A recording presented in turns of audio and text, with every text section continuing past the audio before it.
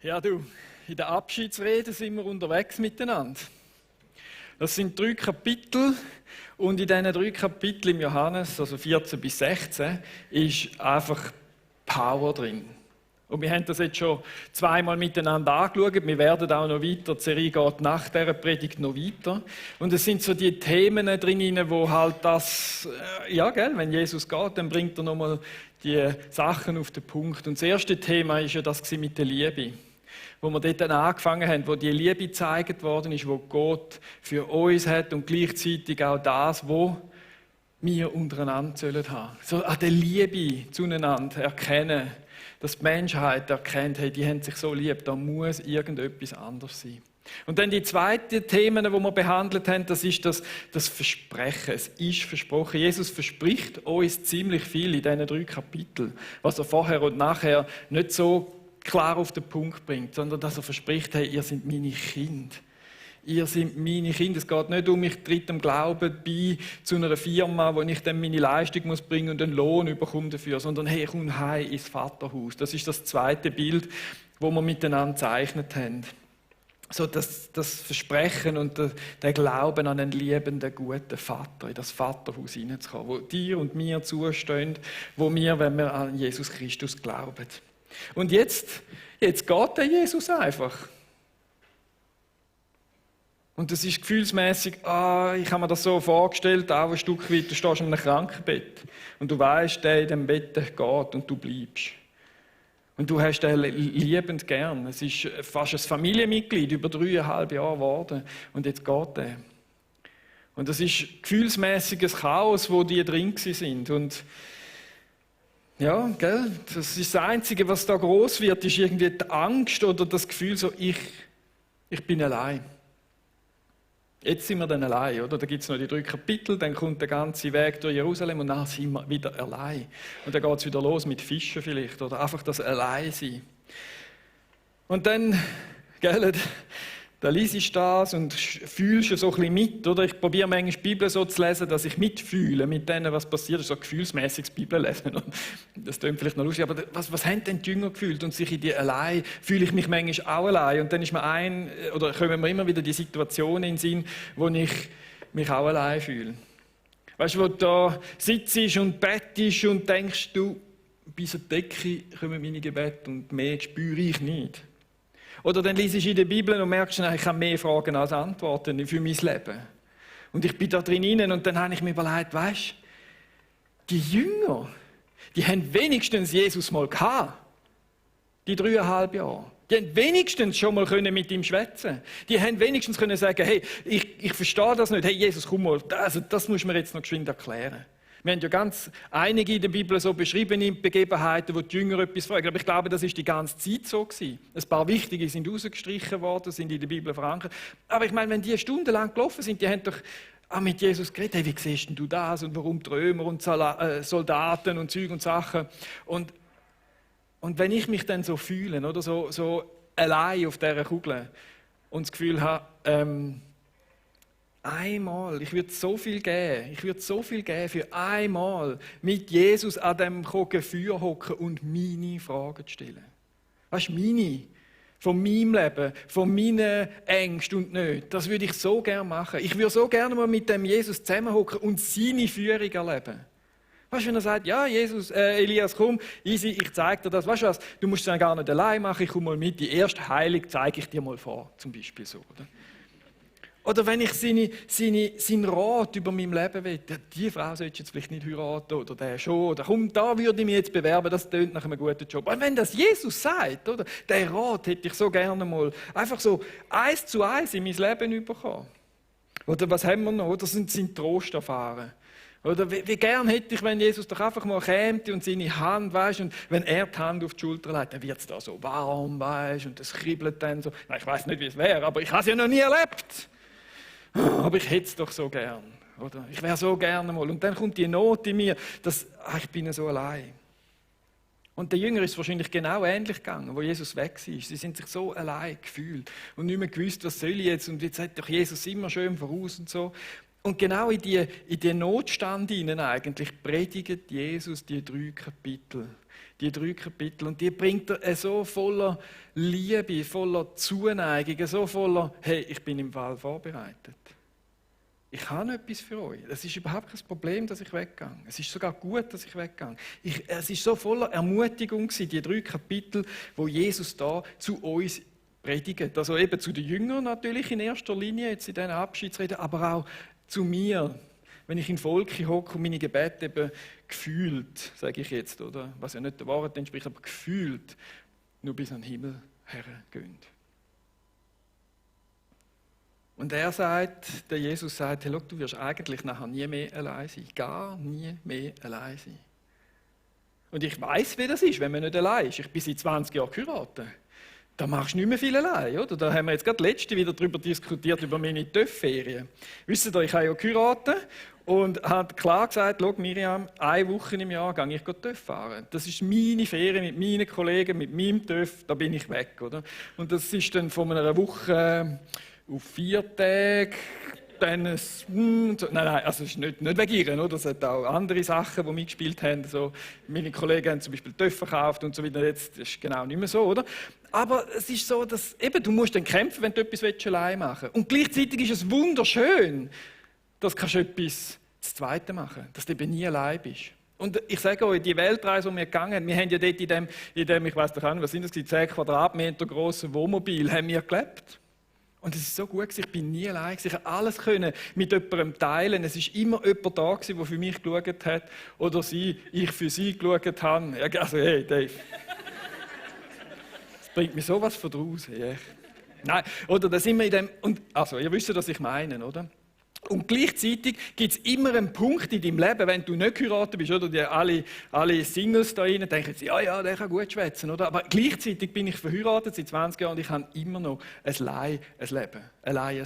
Und zwar in meiner inneren Gefühlswelt. Wenn etwas an mich herkommt, wenn ich etwas sehe, wenn Leid oder Trauer in diesem Gefühl drin ist, dann bin ich genauso allein. Und wisst ihr, wie viel Mal muss ich dann genau erklären und ganz viel schwätzen, bis dann meine Frau oder ich meine Frau verstehe. Und das ist trotzdem, weil ich allein bin. Und so geht jeder von uns ein Stück Weg allein durchs Leben durch. Ein Stück Weg mit seinen Gefühlen, mit seinen Sachen, die er im Alltag erlebt hat. Und so geht er allein durch. Da ist er, du und du bist allein, oder? Und das ist ein Zeichen. Und da drin kommt genau die Abschiedsrede, wo Jesus sagt, ich werde euch schauen, dass ihr nie mehr allein seid. Ich werde euch eine Verbindung geben zu mir persönlich, die viel besser ist als jede Ehe. Weil in der Ehe bist du eigentlich allein. Und gell, wie oft haben wir auch gestritten in dem schönen Wohnwägelchen, oder? Und dann kannst du ja nicht einfach fort, oder? Ja, oder? Sondern du bist da und hast Jesus Christus oder der Heilige Geist, wo da ist, wo er verspricht, wo er sagt, und der wird immer bei dir sein. Und das ist so das Geniale. Und er sagt dann das so, zum Beispiel im Johannes 14, Vers 16. Und der Vater wird euch an meiner Stelle einen anderen Helfer geben, der für immer bei euch sein wird. Ich werde ihn darum bitten. Also der Vater bittet, dass er einen Stellvertreter gibt. Jemand, der immer bei uns wird sein. Also die Einsamkeit, die auch ein Stück weit in einer Ehe zum Beispiel drin ist oder sonst in einer guten Freundschaft oder so, wo du allein bist, die wird weg sein, weil der Vater wird seinen Helfer schicken und der wird immer bei uns sein. Und ich meine, das ist cool. Dass Jesus Christus eigentlich das schon weiß und er schon eine Lösung parat hat. Das ist ein liebender Vater. Das ist die Liebe vom Vater, der sagt, hey, ich will euch das geben. Oder? Und dann im Vers 17, er wird euch den Geist der Wahrheit geben, denn er bleibt bei euch und wird in euch sein. Also in mir. Also ich habe da meinen Geist in mir, das ist ja der, der sagt, du bist Elias. Oder? Und dann wohnt da dann noch der Geist von Gott, der sagt, du bist ein Kind Gottes. Und ich werde dich in die Wahrheit hineinleiten, über deine Identität, über dich. Ich komme und wow. Ich meine, das klingt nach einer guten Sache, die Gott da für uns parat hat, der Heilige Geist. Und vor allem ist es der Geist, der bleibt. Er bleibt. Denn er bleibt bei euch. Also ausgossen und dann bleibt er. Und er bleibt, egal was du so denkst. Er kann natürlich das mitschauen, vielleicht, oder? So ein Kopfkino. Und vielleicht, egal, also nicht vielleicht, sondern auch egal, was du tust. Er ist da bei dir und verlässt dich nicht. Er bleibt und bleibt und bleibt. Und dann der Vers 18. ich werde euch nicht als hilflose Waisen zurücklassen. Ich meine, das ist doch das, oder? Der Jesus ist ja wie ein Rabbi, oder? Haben sie ihm gesagt, ein Lehrer, ein Papi, der hat für seine Jünger geschaut, oder? Und das ist so der Vater gewesen, ein Stück weit auch für die Jünger, oder ein geistlicher Vater. Und er sagt, hey, ich werde euch nicht als Weise zurücklassen. Und das ist ein guter Papi. Jetzt kommt bei den Jüngern ein nächster Schritt im Leben, oder? Wo sie ohne Jesus, ohne den Papi tun müssen. Aber welcher gute Papi würde nicht schauen, dass da etwas geht? Dass er nicht etwas vorbereitet wird? Wer würde mit seinen Kindern das Vorbereiten machen? Ja, ich meine, ihr sind ja die meisten hier sind Eltern, oder? Wer lässt sein Kind am ersten Schultag, nur schon am ersten Kindstag, einfach mal loszotteln? Ja, schau schon mal, wo das denn ist. Hä? Niemand macht das. Ersten Schultag, da kommt die Mami mit und schaut und es wird vorbereitet und wir schauen und tun und so. Beim ersten Lehrtag vielleicht auch, oder? Hey, jetzt musst du da, hast alles und schaust mal noch und so, oder? Ich da auch. Und da haben die Eltern wollen, Papi, wollen Mami, schaut nicht für die Tochter, dass es dann gut kommt am ersten Schultag, oder? Ich meine, liebe Eltern, liebe Papis, liebe Mami, wer lässt die Tochter unvorbereitet an ihr erstes Date? Ja? Das ist vielleicht so ein bisschen, ich meine, mein Bruder hat 3 Töchter und ich meine, der hat dann immer geschaut, oder? Und das kann ich euch sagen, da sind die Papis gut vorbereitet, oder? Und auch die Mamis können da viel dazu beitragen. Aber das ist ja klar, das ist ein liebender Papi und genau so ist unser Papi. Und er hat gesagt, weißt du was, ich gehe, aber es ist gut, dass ich gehe, weil ich werde euch den Heiligen Geist geben und der wird dann sind ihr vorbereitet auf alles, was kommt, oder? Und das heißt dann im Vers 23, denn er wird zu ihnen kommen und bei ihnen wohnen. Und im Vers 26, der Helfer, der Heilige Geist, den der Vater in meinem Namen senden wird. Also das ist klar, das gibt eine Lösung, nachdem Jesus Christus fort ist. Weil es ist besser, dass das so ist. Kann man denn das so überlegen? Okay, Jesus wird nie sterben. Und er wird heute noch leben. Stellen wir uns das mal vor. Wir haben Milliarden von Christen und alle wollen etwas von Jesus. Alle haben ja ein Stück weit, ich meine, da würdest du schon einmal in die Schlange stehen, oder? Wo könntest du eine Frage stellen? Das Lagerfeuer würde dann immer brennen und Jesus würde dann immer da sitzen und er hätte wahrscheinlich schon ein bisschen Küsse und so und dann kommst du, irgendwann kommst du. Und bis ich dran käme, hätte ich meine Frage schon wieder vergessen. Oder? Und das ist genau das, was viel besser ist, wenn der Heilige Geist in uns wohnt. Weil dann kann ich jederzeit mit ihm in Verbindung treten. Ich kann jederzeit hingehen und ich kann die Verheißung, er ist da, der Heilige Geist wohnt in mir, er ist da, Gott ist da und ich kann mit ihm meine Gedanken teilen. Ich bin nie mehr allein. In meiner Not, in meiner Trauer, in meiner Hoffnungslosigkeit, in meiner schwierigen Situation, ich bin einfach nie mehr allein. Wie cool ist das? Und es gibt nichts, was ich lieber hätte in mir, als das, dass der Heilige Geist bei mir wohnt. Und jetzt wollen wir noch miteinander ein bisschen anschauen, wie man dann den Heiligen Geist überkommt. Und auch da ist in diesen Abschiedsreden steht das klar drin. Gott hat das definiert, wie das soll gehen. Es gibt 2, 3 Sachen, die man beachten muss. Man kann es nicht erarbeiten. Man kann es nicht erarbeiten. Da steht nichts von Leistung. Du musst so und so viel Mal beten, so und so viel Mal in die Kirche und so. Also ich hätte jetzt gesagt, so und so viel Mal in die Kirche müsste ich schon, aber es ist ja Jesus oder Gott, wo das den Geist gibt, oder? Es gibt keine Leistung, die du kannst erbringen kannst, und es gibt auch kein Geld, das du kannst zahlen dafür. Das ist auch so etwas von diesen Sachen, die man nicht mit Geld kaufen kann. Es geht um die Liebe. Jesus Christus teilt den Heiligen Geist aus, es ist nicht eine Leistung. Er entscheidet, wem er den gibt. Und er haltet dich und mich für würdig, um den Geist zu bekommen. Und im Johannes 14, 15 und 16, wenn ihr mich liebt, werdet ihr meine Gebote halten und der Vater wird euch an meiner Stelle einen anderen Helfer geben, wenn ihr mich liebt.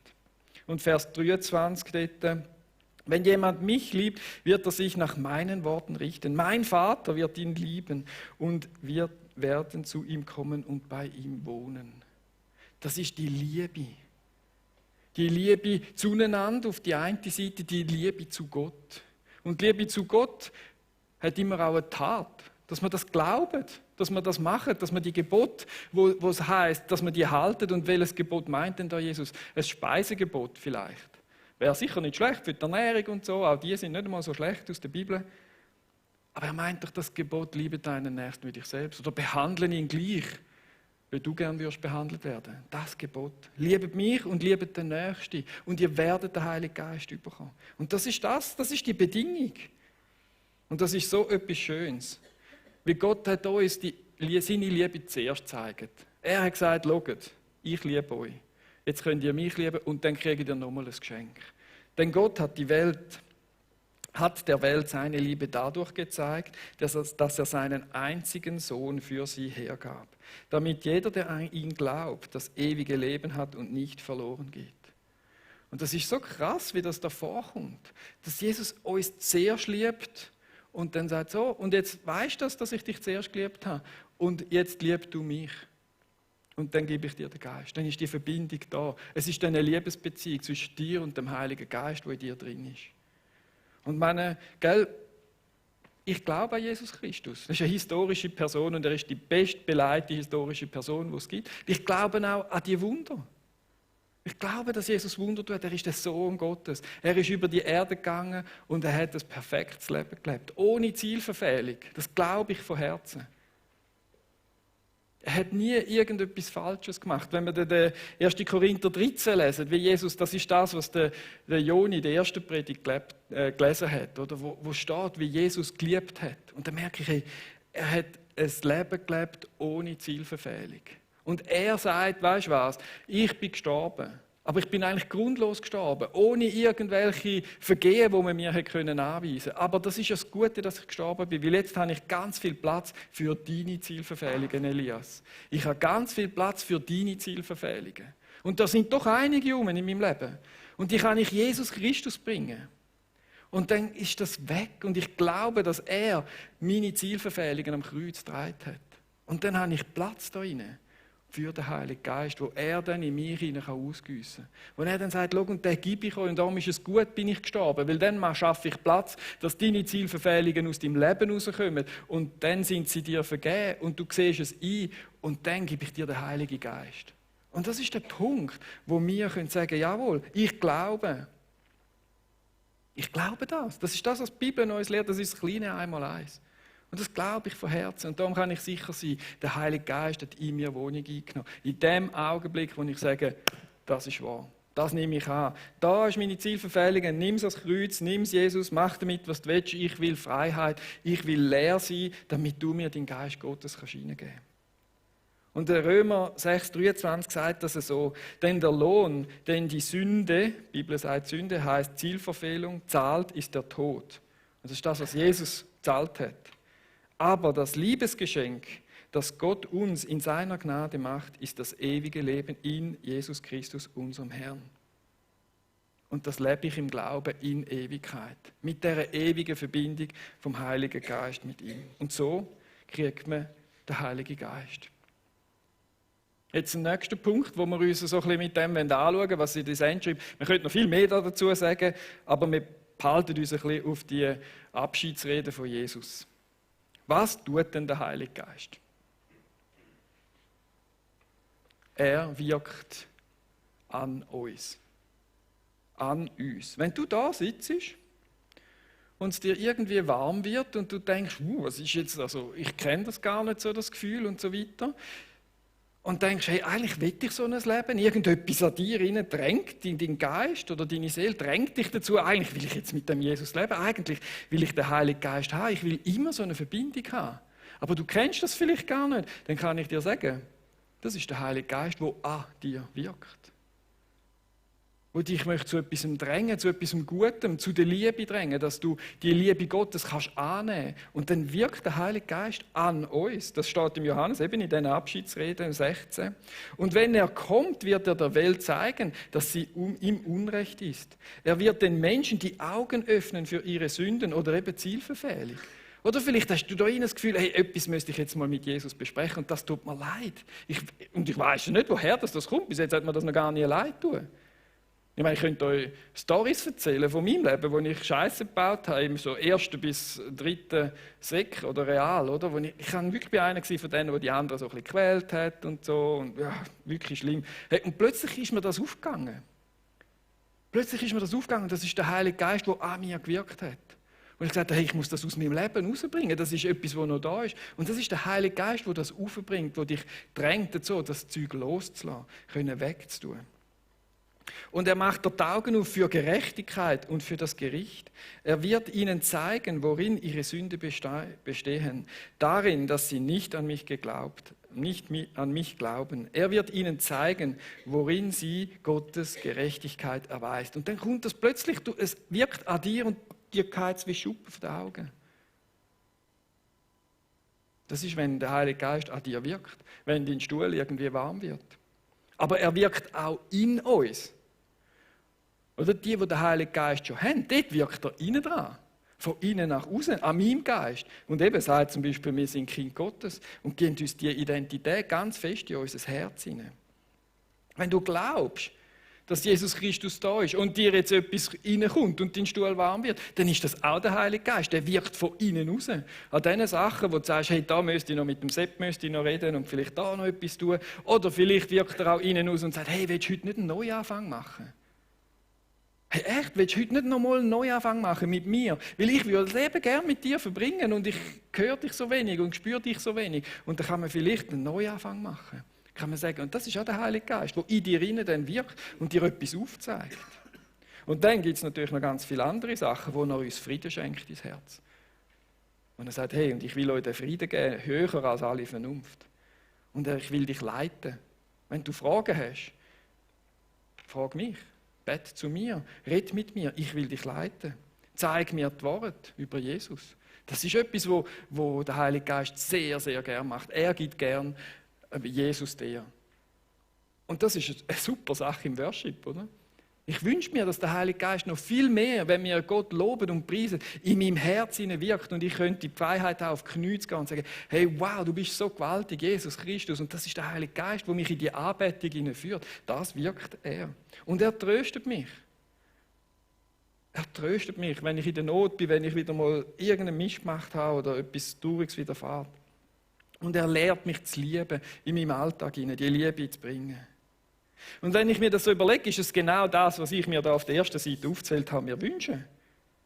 Oder meine Sehnsucht, Jesus zu bringen, habe ich gesagt. Den Rat von Jesus zu hören, seine Führung zu hören, seinen Trost zu erfahren und einfach vielleicht mal die Worte von Jesus zu haben. Das ist genau das, was der Heilige Geist macht. In uns. Und manchmal beten wir so, als wäre das höchste Ziel von Gott unser Komfort. Aber das stimmt nicht. Das höchste Ziel vom Heiligen Geist ist, Gott die Ehre zu geben und nicht unseren Komfort. Und da müssen wir uns dann auch wieder mal ein bisschen, Geist Gottes wird dann schon sagen, hey, schau, da geht es durch, oder? Es geht jetzt nicht um deinen Komfort, sondern am Schluss und endlich geht es um die Ehre von Jesus Christus, Gottes Ehre. Und das alles da ist ja wie so ein Stück weit, gell? Wer kennt das schon nicht? Es ist nichts besonders Neues. Und es kommt auch in dieser Predigt nichts mehr Neues. Aber wenn du da bist und dich etwas bewegt und du etwas loslassen willst, dann ist nachher Zeit dafür, das zu machen. Und wenn du ein gestandener Christ bist und denkst, kenne ich alles, dann gehen wir jetzt noch ein bisschen weiter. Weil da geht es nämlich im nächsten Punkt, wie wir mit dem Heiligen Geist umgehen wollen. Also weißt, wir haben ja alles Wissen, wir sind Schweizer, wir haben so Köpfe. Und der erste Punkt, wie wir umgehen, ist Taten. Okay, der Heilige Geist wirkt an dir, er wirkt in dir. Und das, was daraus soll folgen, sind Taten. Und die machen wir durch den Heiligen Geist. Also der Heilige Geist wirkt in mir, er wirkt an mir und was wir nachher tun, machen wir durch ihn. Also in seiner Kraft, in seiner Führung, in seiner Leitung. Und der Heilige Geist bringt in uns dann etwas Wunderbares hervor. Das ist im Galater 5,22. Die Frucht des Geistes aber ist Liebe, Freude, Friede, Geduld, Freundlichkeit, Gütigkeit, Treue, Sanftmut, Enthaltsamkeit. Wow! Das ist mal was, oder? Wenn das der Geist Gottes in uns wirkt. Und ich sage euch, wenn ich dann so sanftmütig bin und wandle, hey, dann gibt mir das so gute Gefühl. Ich sage so, ich fühle mich dann so gut. Und dann noch ein bisschen Freude, noch ein Lächeln. Und dann noch ein bisschen Frieden, es ist so gut, oder? Aber das ist nicht der Zweck vom Heiligen Geist. Das will er nicht. Ist schon super, wenn ihr gute Gefühle habt, wenn der Heilige Geist an eurem Herz wirkt. Aber sein Ziel ist, dass eine Tat folgt daraus. Und zwar durch Taten von der Vergebung wirken wir Frieden bei anderen Menschen. Durch Taten von der Annahme wirken wir Freude beim Gegenüber. Durch Taten von der Sanftmut wirken wir Freundlichkeit. Also der Heilige Geist macht das nicht für unsere Bequemlichkeit, sondern er macht das, dass Taten folgen können. Also wenn wir wissen und glauben, dass der Heilige Geist da ist und er in uns wirkt, dann sollen wir das auch nach außen spüren lassen. Dass die anderen Menschen das erleben können. Dass sie durch unsere Vergebung Frieden finden, dass sie durch unsere Annahme Freude finden und durch unsere Sanftmut Freundlichkeit erfahren. Das ist auch das Ziel. Und dann ehren sie Gott. Weil sie erkennen wieder, weil wir einander lieben, dass da etwas anderes muss sein. Und so schließt sich ein schlussweiter Kreis. Und dann, wie gehen wir noch um mit dem Heiligen Geist, ausser uns zu Taten herausfordern lassen? Ja, wir glauben es. Und ich meine, ich könnte jetzt sagen, wer glaubt das, oder? Dann könnte man alle die Hände aufheben, das wäre auch gut. Aber wenn wir glauben, als Reden vom Heiligen Geist, dann ist doch klar, dass wir auf sein Reden hören. Und nach dem, was er redet, auch leben. Und das tun, was er uns ratet. Ist ja logisch, oder? Also ich habe den Heiligen Geist, ich habe die Verbindung, Gottes Verbindung in mir, mit ihm. Ich glaube, dass er redet zu mir. Ja, also klar tue ich es dann auch. Das ist Glauben, Handeln im Glauben. Natürlich immer überein mit der Bibel. Wenn wir das in der Führung haben, wir glauben, dass der Heilige Geist uns führt. Oder? Das ist ja normal, das steht in der Bibel, das hat der Prediger schon 100-mal gesagt. Klar, das glauben wir. Aber warum? Nein, ich sage es nicht so, sondern dann ist ja auch klar, dass wir unsere Lebensziele mit dem Geist Gottes besprechen. Dann ist es doch klar, dass wir alles, was wir im Leben erreichen wollen, mit Gott besprechen, weil er führt uns ja. Also darf er doch auch reinreden. Und in diesem Zusammenhang wollen wir da weitergehen. Und wir glauben doch, dass Gottes Geist uns Hilfe gibt in allem, was wir sind. Ja gut, dann ist es doch klar, dass wir unsere Probleme mit Gott besprechen. Und gerade wir Männer, wenn wir uns dann in die Höhle verziehen, wenn etwas nicht stimmt und ein bisschen Abstand brauchen von unseren Frauen und von überhaupt und unsere Probleme dann mit uns selber klären und so lange herumstudieren, bis wir dann die Lösung haben. Und glauben, dass der Geist Gottes uns hilft. Warum hocken wir dann in dieser Höhle allein? Wir sind ja nicht allein. Sondern wir haben den Heiligen Geist und besprechen das mit ihm und hoffen auf seine Führung und beten und knündeln und machen und tun, bis wir das Problem mit ihm haben können lösen. Und das ist doch das. Oder wir glauben doch, haben wir schon 100-mal gehört, der Heilige Geist ist unser Tröster. Ja, super. Aber wenn er unser Tröster ist, müssten wir vielleicht auch mal Schwachheit zugeben. Und unsere Wunden daher legen. Und sagen, schau mal, Heiliger Geist, ich kann es nicht mehr weiter, das tut so weh in meinem Herzen. Also ich meine, ich könnte auch mit einem kaputten Zehen und einem verstauchten Knie kommen, das ist auch gut, oder? Aber er meint da auch der Tröster sein, hey, das tut mir jetzt so weh, was der zu mir gesagt hat. Heiliger Geist, tröste mich da. Ich will ja nicht umgehen. Aber wenn wir mit dem Heiligen Geist nicht in seinen Trost erfahren, dann sind wir in dieser Neigung eben zurückzugeben. Aber wenn wir schon Heilig und Trost bekommen haben vom Heiligen Geist, dann ist das Zurückgeben gar nicht mehr so in erster Stelle.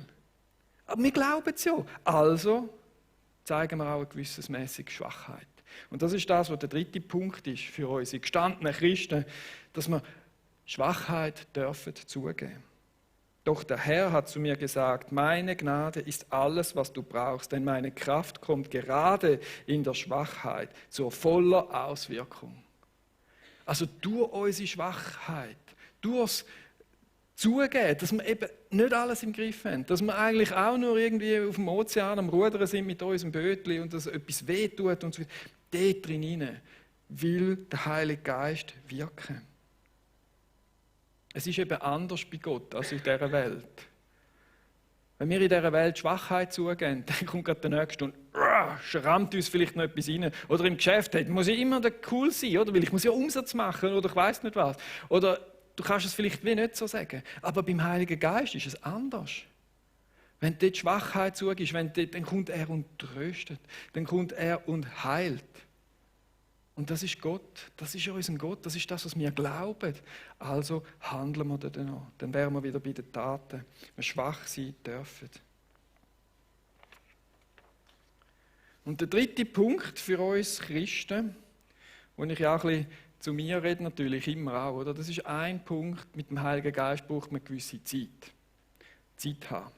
Oder? Mein Leben ist vollgestopft mit wirklich guten Terminen. Ich kann es euch sagen, ich bin Pastor, ich habe sehr viele gute Termine, einen nach dem anderen. Und zwischen denen, wirklich, ich gebe es zu, gibt es noch Facebook.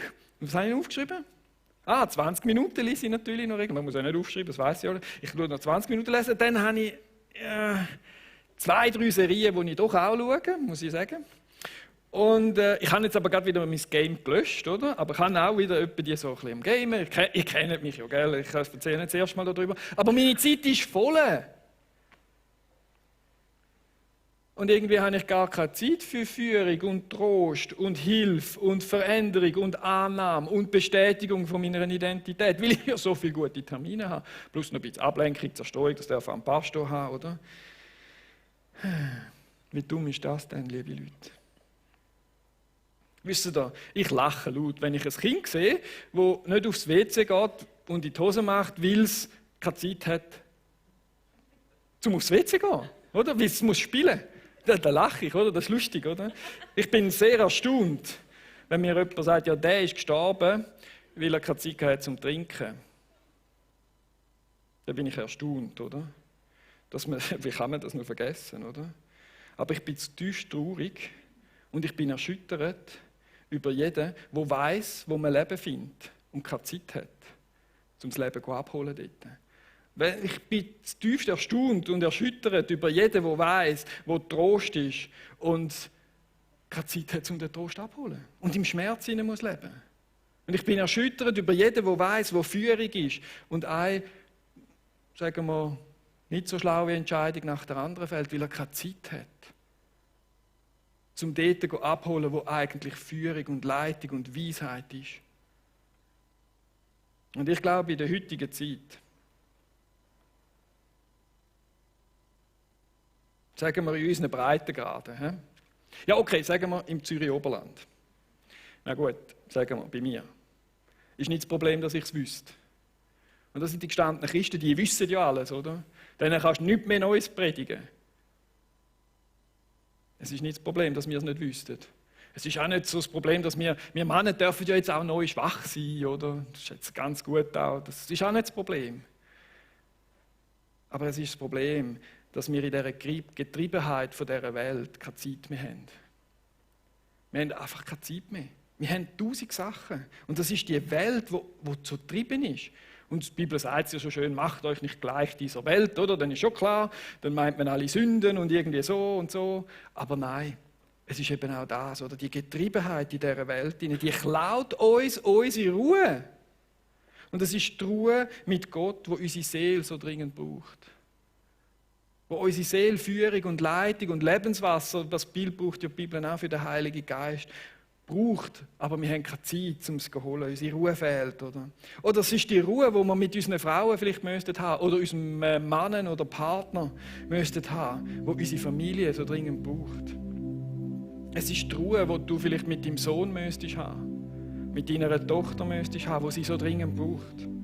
Es ist die Ruhe, die geklaut wird, die uns fehlt, um den Heiligen Geist einfach auch kennenzulernen. Und das ist der dritte Punkt, Zeit haben. Zeit haben, um zu sagen, hey, ich will Zeit mit dem Heiligen Geist. Und ich glaube, dort mangelt es uns in unseren Zeiten, in meinem Leben, vielleicht auch in deinem, ich weiß nicht genau. Tja, die Abschiedsreden von Jesus haben es in sich. Lesen die 3 Kapitel mal. Es ist wirklich cool, dort die verschiedenen Themen rauszuschälen.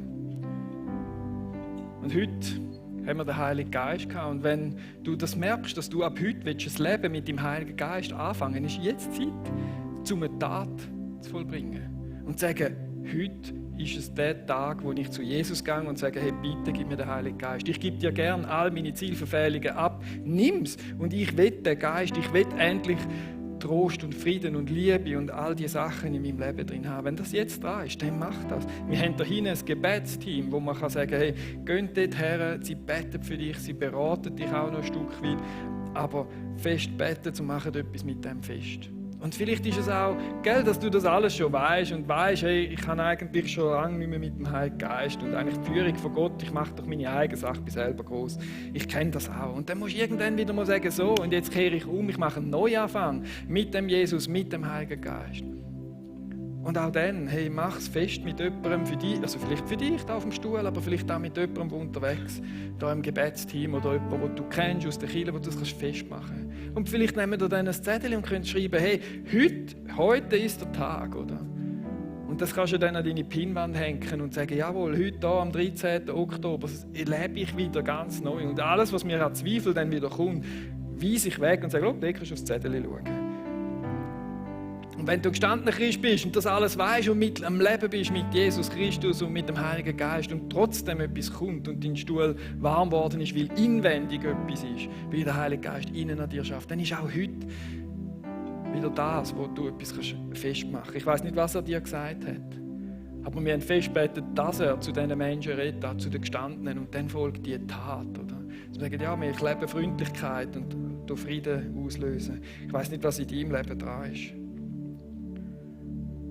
Und für uns alle, gell, will ich mal wieder sagen, steigen wir doch aus der Getriebenheit, in die Ruhe hinein und hören, zu was Gott uns beruft, und tun das. Ich will noch beten zum Schluss und bitte euch zum Aufstehen. Jesus Christus, es ist so gut, bist du nicht mehr unter uns. Ich danke dir dafür, dass du den Weg konsequent, von Anfang weg hast das gewusst und durchgezogen hast. Du hast es durchgezogen, du hast den Tod in Kauf genommen, alles, um uns zu erlösen und nachher das Geschenk vom Heiligen Geist in unser Leben hineingegeben hast. Ich danke dir einfach, ich kann mir einfach nicht auf dem linken Bein verwischen. Du bist vorbereitet gewesen und hast als liebender Vater hast du uns den Heiligen Geist gegeben. Und ich bitte dich, Heiliger Geist, jetzt gerade da unter uns, wirk du. Zeig du jedem, was dran ist, welche Schritte er für soll machen. Oder schenk dort einfach Freude und Liebe in Worship und Anbetung von Jesus. Das wirkt du, Jesus Christus, wo es auch dran ist. Ich möchte dich ehren.